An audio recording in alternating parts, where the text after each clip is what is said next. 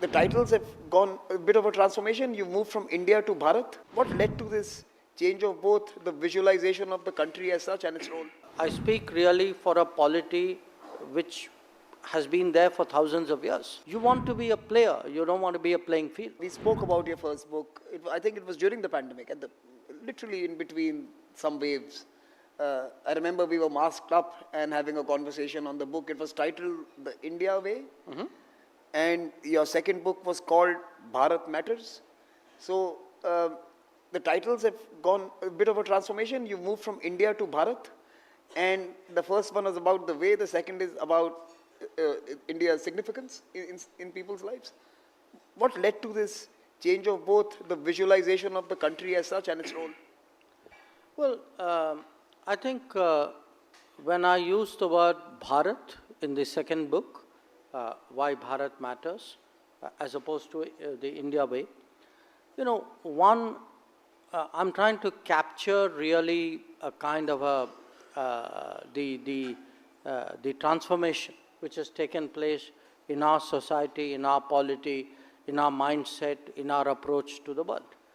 And in many ways you have, if you look at, the thought processes which are driving us today, I would say they are much more authentic, they are much more deeply rooted in our culture, in our traditions, in our heritage.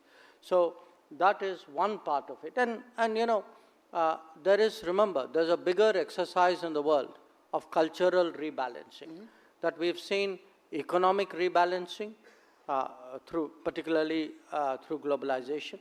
We have seen political rebalancing, but the third phase of it is really today cultural rebalancing. So there's a bigger conversation there which is going on as well.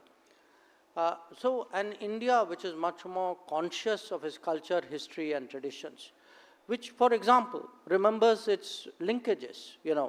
I give you a very practical example. The Gulf.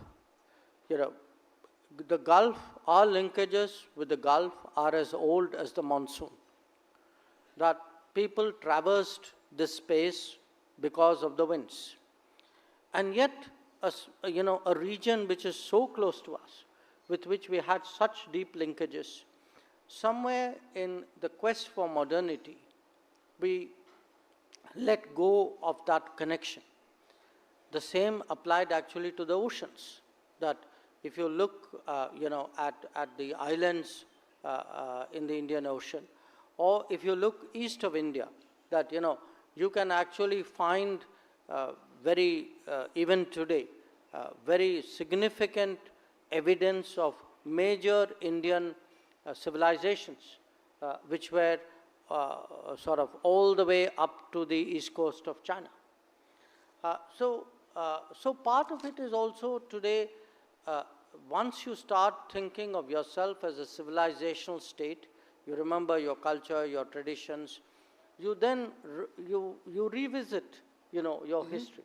You draw from that. And once you do that, you get a different level of confidence. You have difficult situations where you think of yourself, as I do, that, look, I speak really for a polity which has been there for thousands of years.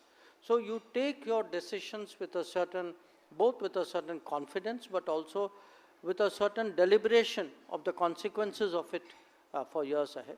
And then there is a self-reliant side to it, which is, you want to be less vulnerable, you want to be less dependent, you want to be a player, you don't want to be a playing field. So I think it was a combination of all these factors. I felt we had made that transition, especially in the last 5 years. And that's why the title of the second book as opposed to the first.